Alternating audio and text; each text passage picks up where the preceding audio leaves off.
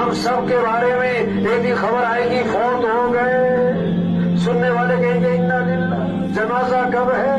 Rush पड़ेगा जनाजे में, दफनाने में चंद लोग, और दफनाने के आधे घंटे बाद कब्र पे कोई भी ना हो।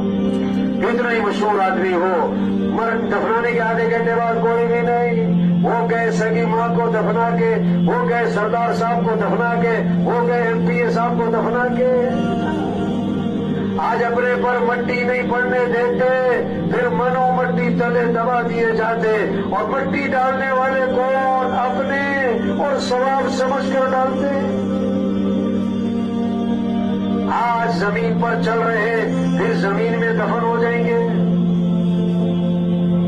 हाँ, 500 की जूती 5000 की, आगे सब नंगे पांव। 5000 का सूट, 50,000 का कफन, सबका एक है। 2 मरले का मकान, 4 कनाल का बंगला,